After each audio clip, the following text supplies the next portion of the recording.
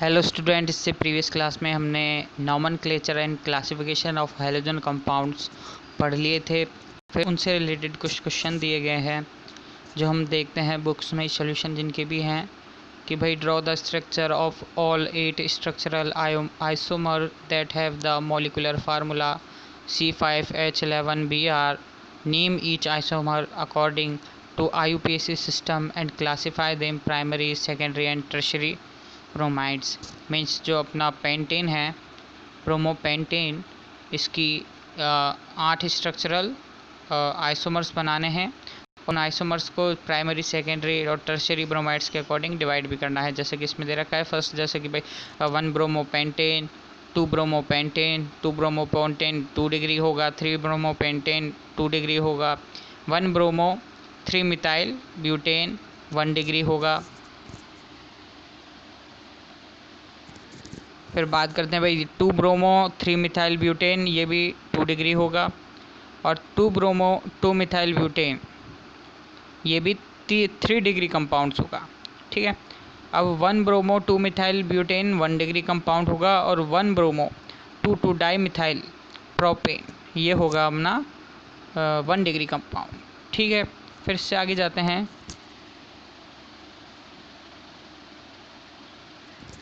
तो इसमें इनके IUPAC नेम देने हैं, तो इसमें ध्यान रखो।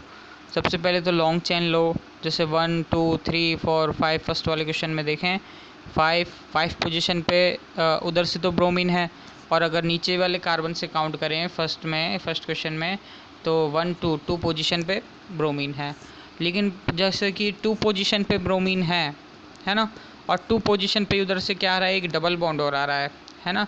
2 पोजीशन पे डबल बॉन्ड और 2 पोजीशन पे अगर ब्रोमीन मतलब हैलोजन कंपाउंड्स आए, तो उसमें जो मेरिट देंगे, वरीयता देंगे, एल्किन ग्रुप को देंगे। तो काउंटिंग जो होगी एल्किन ग्रुप की तरफ से होगी, है ना। तो एल्किन ग्रुप की तरफ से काउंटिंग करेंगे, तो जैसे 1 2 3 4, तो 4 पोजीशन पे क्या आ गया, ब्रोमीन आ गया। जब 4 पोजीशन पे ब्रोमीन आ गया तो इसका नाम कर देंगे, जैसे फर्स्ट का नाम क्या दे रखा है, देखो, फॉर ब्रोमो पेन 2 इन। ठीक है। अब सेकंड क्वेश्चन देखते हैं भाई। सेकंड क्वेश्चन में जैसे फर्स्ट पोजीशन पे एल्कीन है ना। फर्स्ट पोजीशन में मीन्स डबल बॉन्ड है, 1 2 3, और 3 पोजीशन पे ब्रोमीन है, तो इसका वही नेमिंग हो जाएगा भाई 3 ब्रोमो, है ना। 3 ब्रोमो, और 2 पोजीशन पे देखें तो मिथाइल ग्रुप और अटैच है, तो 3 bromo 2 methyl but 1 ene. Okay. अब नेक्स्ट थर्ड वाला कंपाउंड देखते हैं कि भाई इसमें अपन देखते हैं तो 1 2 पोजीशन पे डबल बॉन्ड, और फिर बाद 3 पे मिथाइल, और 4 पे ब्रोमीन। तो और अपने इसका नेमिंग वैसे देंगे भाई 4 ब्रोमो 3 मिथाइल पेंट 2 इन। अब नेक्स्ट की बात करते हैं फोर्थ वाला। इसमें ध्यान से देखो कि डबल बॉन्ड दूसरे नंबर पे है और ब्रोमीन फर्स्ट नंबर पे है। जब डबल बॉन्ड दूसरे नंबर पे हो और ब्रोमीन फर्स्ट नंबर में हो, तो इस कंडीशन में ब्रोमीन को वरीयता देंगे, ब्रोमीन से वैरिटी देंगे, तो काउंटिंग ब्रोमीन से स्टार्ट होगी। तो 1 ब्रोमीन वाले कार्बन से स्टार्ट होगा, है ना। तो फिर अगर इसमें अपन काउंट करते हैं तो देखो, जैसे कि जो फोर्थ कंपाउंड है उसमें इसका नाम आ रहा है 1 ब्रोमो 2 मिथाइल ब्यूट 2 इन, है ना।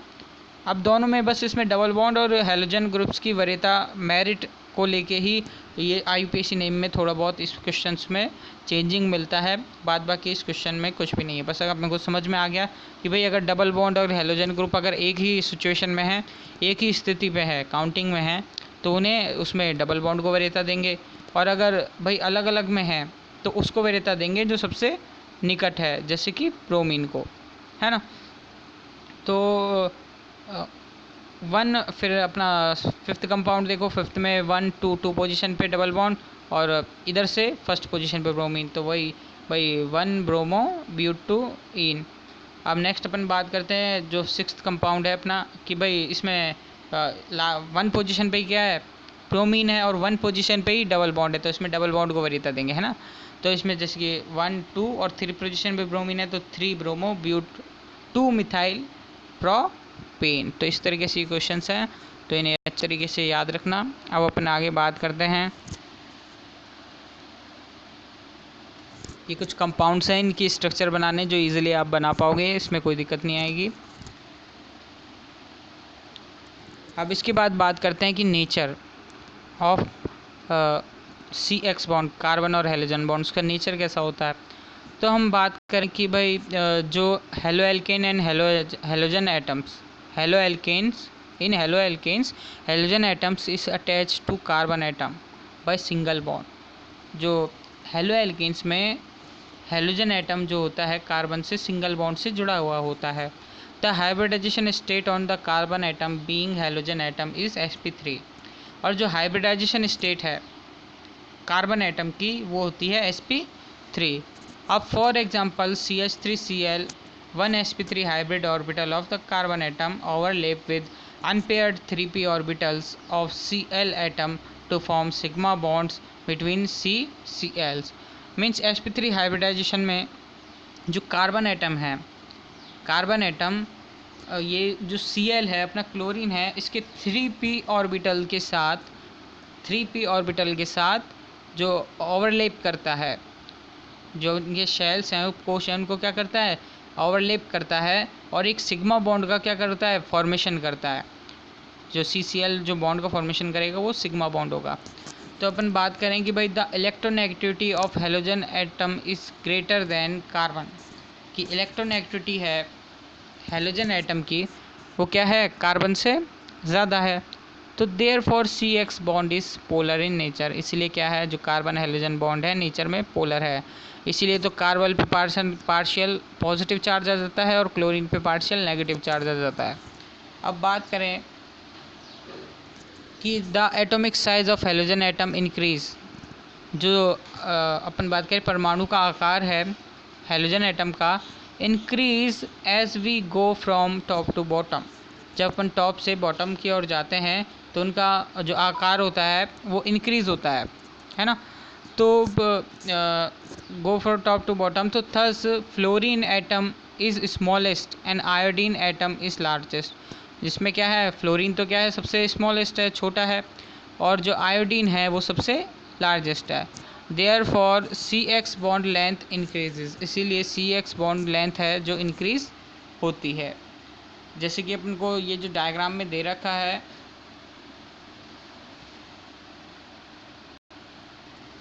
कि भाई जो CF है ना, CF बॉन्ड क्या है, बॉन्ड लेंथ है वो सबसे छोटी है ना, क्योंकि फ्लोरीन छोटा है इसलिए।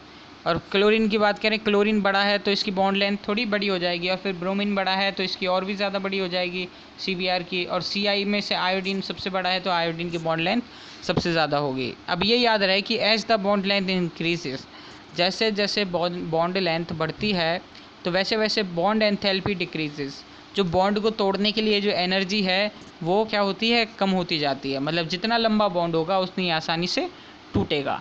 तो from CF to CI as given in following table, तो CF से और CI जो इस टेबल में है, जैसे जैसे बॉन्ड लेंथ क्या हो रही है, इंक्रीज़ होती जा रही है, वैसे बॉन्ड एंथैल्पी है वो क्या होगी, डिक्रीज़ होती जाएगी। तो डायपोल मूवमेंट की बात करेंगे, dipole movements depends not only on polarity of bond. ये जो डायपोल मूवमेंट है ये ओनली जो बॉन्ड की पोलैरिटी पे ही डिपेंड नहीं करता है, but also on bond length, बल्कि बॉन्ड लेंथ पे भी डिपेंड करता है। तो the dipole movement of CX bonds are following order, तो जो डायपोल मूवमेंट है वो कुछ इस क्रम में रहती है, जैसे कि CCl सबसे ज़्यादा किसकी होगी, CCl की, फिर CF की, फिर बात करें तो फिर वो होगा CBr की, और फिर CI की, है ना। बॉन्ड लेंथ की बात करें, डायपोल मूवमेंट की बात करें और बॉन्ड एंथैल्पी में बात करें तो उसमें दे रखा है भाई CF है तो इसका 139 पिकोमीटर बॉन्ड लेंथ है, इसकी बॉन्ड एंथैल्पी 452 किलो जूल पर मोल है, और डायपोल मूवमेंट की बात करें तो 1.87 dBi है। और वैसे ही CCl की बात करें तो 178 इसकी bond length, 351 bond enthalpy and 1.860 इसका डायपोल मूवमेंट। CBr की बात करें तो इसका 193, तो और बॉन्ड एंथैल्पी इसकी 293 और डायपोल मूवमेंट 1.830। और CI की बात करें तो इसमें 214 इसकी पिकोमीटर इसके बॉन्ड लेंथ और 234 इसकी बॉन्ड एंथैल्पी। और इसकी जो डायपोल मूवमेंट है वो थोड़ा कम है 1.639। मीन्स जो इनकी अगर बॉन्ड डायपोल मूवमेंट की बात करें तो ये थोड़ा लगभग एक दूसरे के पास में ही पास की वैल्यू है। जैसे भाई 0.13 इतने का ही डिफरेंस आ रहा है, 0.013 0.0630 ऐसा ही डिफरेंस है, ज़्यादा डिफरेंस नहीं है, बस आयोडीन में 2.2 का डिफरेंस आया है। तो इससे अपन को पता चलता है कि जैसे जैसे बॉन्ड लेंथ क्या होती जा रही है, इंक्रीज़ होती जा रही है। जो बॉन्ड एंथैल्पी है यहाँ देखो वो क्या हो रही है, घट रही है। ओके, अब फिर नीचे बात करते हैं कि भाई in the formation of C F bond. भाई सी एफ बॉन्ड में sp3 ऑर्बिटल्स है ना। sp3 ऑर्बिटल्स कार्बन के किससे, फ्लोरीन के 2p ऑर्बिटल्स के साथ जुड़ते हैं, है ना। अब CCl बॉन्ड में बात करते हो, इसमें sp3 ऑर्बिटल 3p ऑर्बिटल से मतलब अतिव्यापन करते हैं, ओवरलैप करते हैं। अब इन the formation of CCBr, carbon bromine में sp3 जो कार्बन के sp3 ऑर्बिटल्स हैं वो ब्रोमीन के 4p ऑर्बिटल के साथ रिएक्शन करते हैं। फिर बात करें कि भाई फोर्थ क्वेश्चन की, इन the formation of CI bond, CI bonds में sp3 और जो आयोडीन के कार्बन के sp3 ऑर्बिटल्स आयोडीन के 5p ऑर्बिटल के साथ ओवरलैप करते हैं और वो सिग्मा बॉन्ड का फॉर्मेशन करते हैं। अब फिर बात करते हैं मेथड ऑफ प्रिपरेशन ऑफ मोनोहेलोएल्केन, मोनोहेलोएल्केन बनाने के प्रिपरेशन के मेथड। तो इसमें हम सबसे पहले जैसे भाई बुक में भी जैसे मैंने टेबल देखी थी वो टेबल एज इट इज़ दे रखी है। और फिर प्रिपरेशन मेथड में जैसे फर्स्ट इसमें अपन को काफ़ी जैसे कि method of preparation from haloalkanes from alcohol, जो अल्कोहल से ही प्रिपरेशन के काफ़ी सारे मेथड हैं, 3-4 कम से कम 4 मेथड हम इसमें पढ़ेंगे, 4-5 मेथड। तो मोस्टली जैसे कि जो बुक का हम थोड़ा सा स्टडी कर लें। भाई बुक के स्टडी करने से पहले मैं चाहता हूँ कि आप थोड़ा सा जो मेरे नोट्स हैं उसमें से देखें, फिर उसके बाद हम जो समराइज उस पूरे को समराइज़ करके इस बुक वाले को देखेंगे। तो उससे पहले हम चलते हैं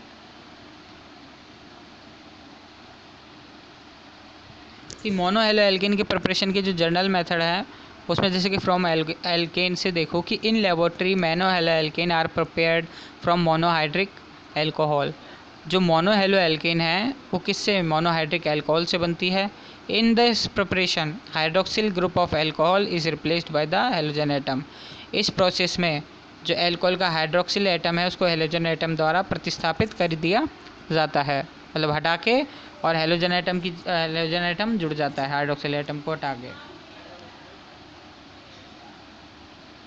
आप बात करते हैं कि this is done by following method, ये निम्न तरीके से होता है। जैसे कि देखो, by the action of halogen acid, halogen acid के साथ रिएक्ट करने से। अब इसमें देखो कि monohaloalkanes are generally prepared by following method. Monohaloalkane generally किससे, इन मेथड से बनते हैं। जैसे कि भाई when they react with halogen acid, जब वो किससे रिएक्ट करें, तो हेलोजन एसिड से जब वो रिएक्ट करेंगे, मोस्टली ये पूरा मेथड इसी पे है कि हेलोजन एसिड से रिएक्ट करें, है ना। तो ROH जब HX मतलब हेलोजन एसिड से रिएक्ट करेगा तो RH एल्किल हैलाइड का फॉर्मेशन करेगा और H2O निकलेगा। मीन्स RH और H2O ये हम सबको किसमें, सारी रिएक्शंस में कॉमन मिलेंगे, है ना। अब देखो कि the rate of reaction depends upon the nature of alcohol and halogen acid both. जो रेट ऑफ रिएक्शंस है ना, वो डिपेंड करेगी एल्कोहल और हेलोजन एसिड के नेचर पे।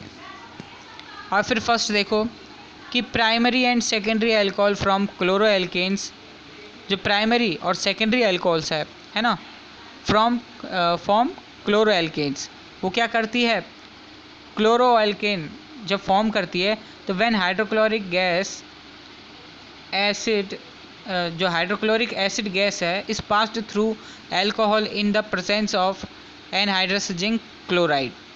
जब भाई प्राइमरी और सेकेंडरी अल्कोहल से जो क्लोरोएल्केन्स जब फॉर्म होती है, जब HCl गैस को हम गुजारते हैं अल्कोहल के अंदर से, किसकी प्रेजेंस में, एनहाइड्रस ZnCl2 की प्रेजेंस में, तब जाके हमारी किसकी जो प्राइमरी और सेकेंडरी क्लोरोएल्केन्स का फॉर्मेशन होता है। जैसे हम बात करें कि एथेनॉल है, एथेनॉल की किससे रिएक्ट करा रखी है, HCl से जो रिएक्ट करा रखी है, तो एनहाइड्रस ZnCl2 की प्रेजेंस में, तो CH3 CH2Cl chloroethane plus H2O का क्या हो रहा है, फॉर्मेशन हो रहा है। तो ये जो प्रोसेस है प्राइमरी और सेकेंडरी एल्कोहल से प्राइमरी और सेकेंडरी क्लोरोएल्केन के फॉर्मेशन की, इसे क्या कहते हैं? इसे ग्रुव प्रोसेस कहते हैं। अब फिर अगर अपना आगे बात करें कि भाई जैसे ये तो अपनी थी प्राइमरी का एग्जांपल, अब सेकेंडरी का ये रहा 2 प्रोपेनॉल से एनहाइड्रस ZnCl2 के प्रेजेंस में क्या बना रखा है? 2-क्लोरोप्रोपेन प्लस H2O।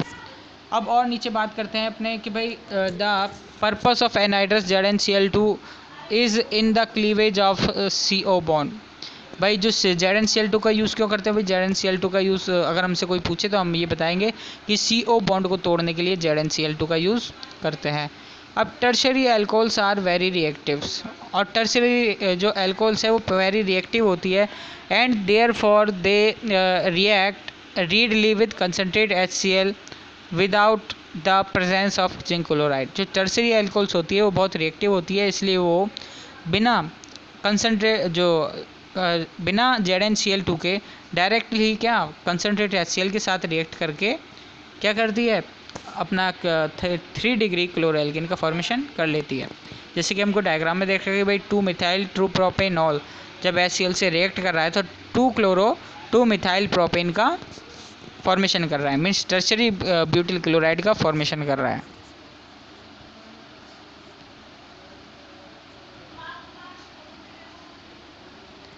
फिर इसके बाद हम बात करते हैं भाई ब्रोमो एल्केन का फॉर्मेशन का मेथड। भाई bromo alkanes are obtain in similar manner by heating on alcohol with hydrobromic acid.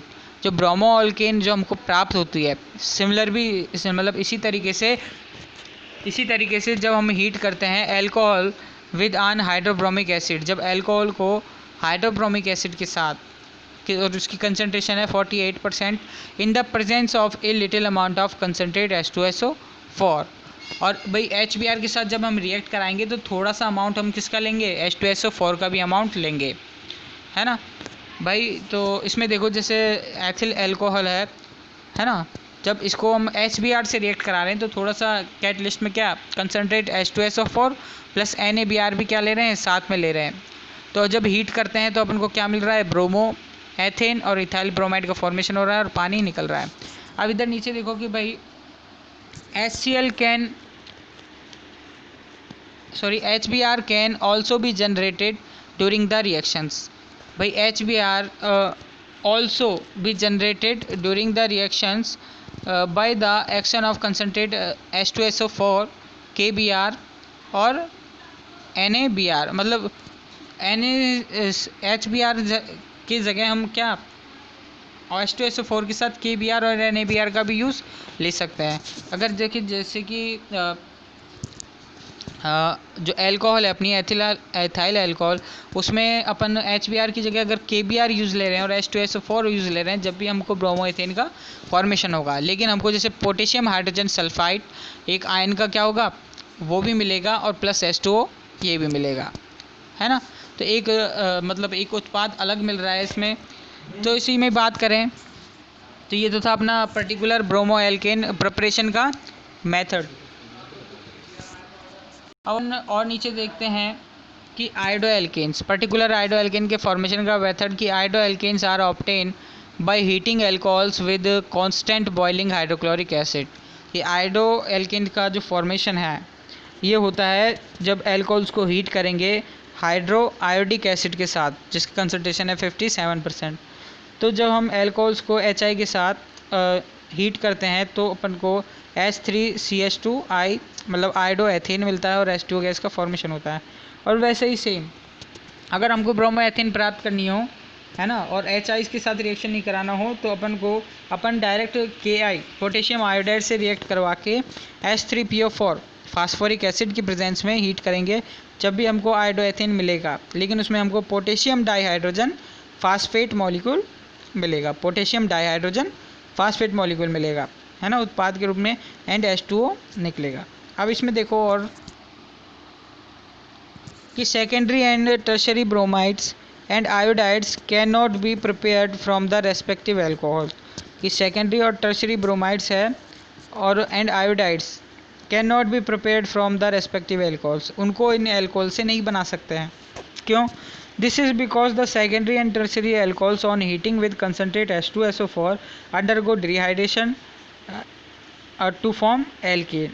इसलिए क्योंकि जो सेकेंडरी और टर्शरी जो एल्कोहल्स हैं, अगर हम उनको हीट करते हैं तो कंसनट्रेट H2SO4 की प्रेजेंस में उनका डिहाइड्रेशन हो जाता है और वो एल्कीन का फॉर्मेशन कर लेती हैं। इसलिए जो सेकेंडरी और टर्शरी जो ब्रोमाइड्स और आयोडाइड्स हैं, इनका प्रिपरेशन किससे?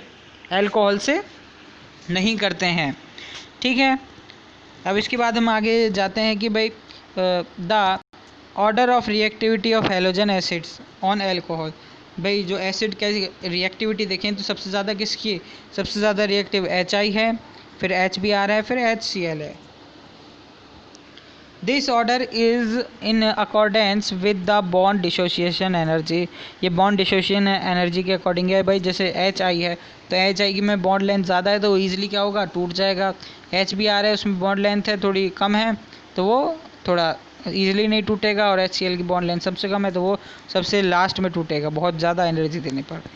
तो reactivity of alcohols towards halogen acid में बात करें तो जो टर्शरी है वो सबसे ज़्यादा रिएक्टिविटी होगी टर्शरी एल्कोहल्स, जो टर्शरी एल्कोहल्स की है ना, फिर सबसे ज़्यादा रिएक्टिविटी होगी, फिर सेकेंडरी की, फिर प्राइमरी एल्कोहल्स की सबसे ज़्यादा रिएक्टिविटी होगी किसके? हैलोजन एसिड्स के प्रति।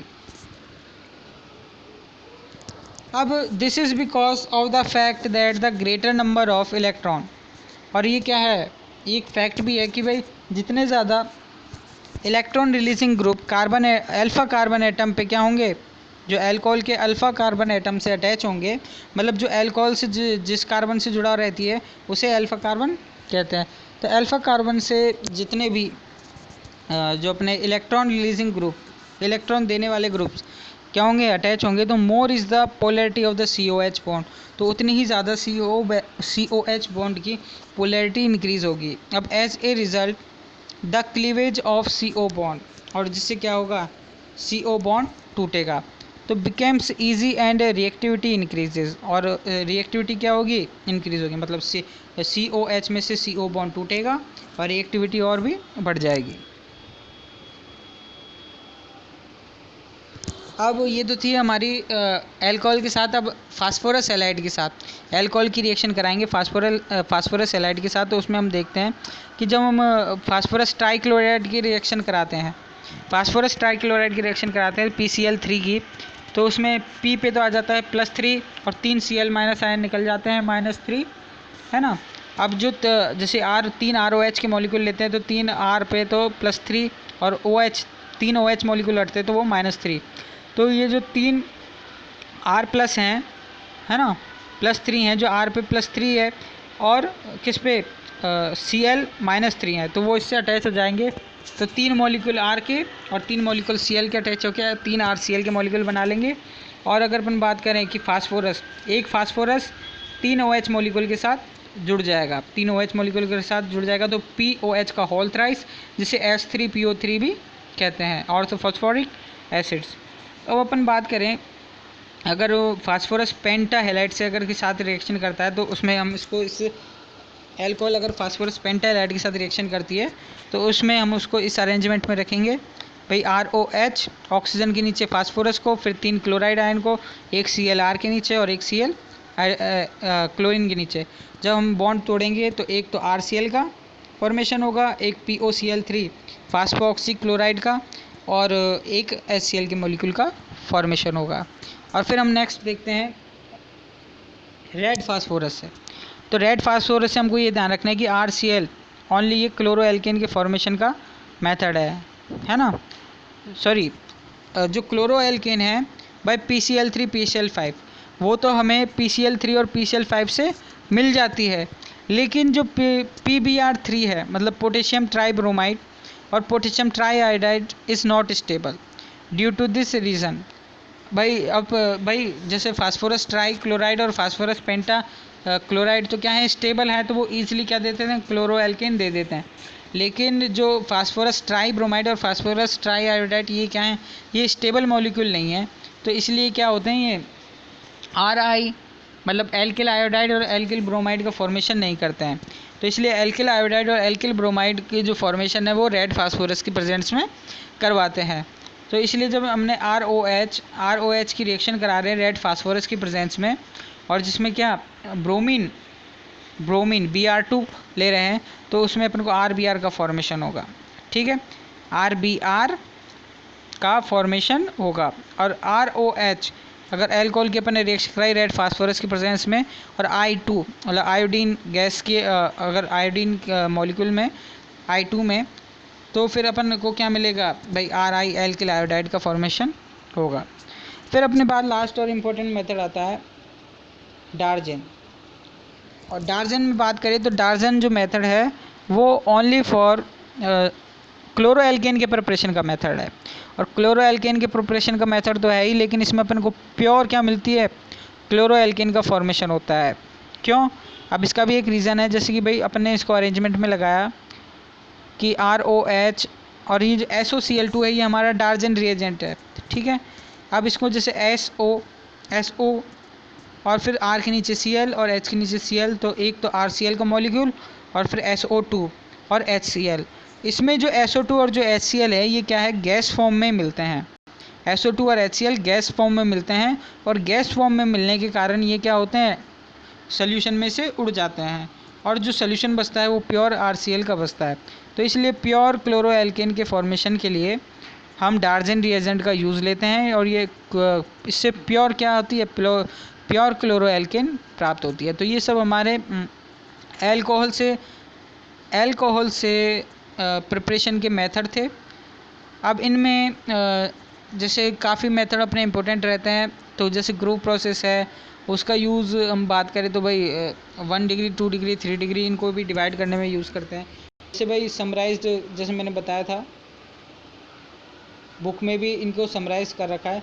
तो बुक में ये सभी रिएक्शंस दे रखी हैं कि भाई किस तरीके से, जैसे ROH HCl के साथ ZnCl2 की प्रेजेंस में रिएक्ट करता है तो RCl H2O का फॉर्मेशन करता है, और ROH NaBr के साथ भाई जैसे साल्ट के साथ भी करा दिया, उधर KBr था, इधर NaBr ले लिया, तो फिर NaHSO4 सोडियम हाइड्रोजन सल्फाइड का फॉर्मेशन कर रहा है, और फिर 3ROH फास्फोरस ट्राईहैलाइड्स।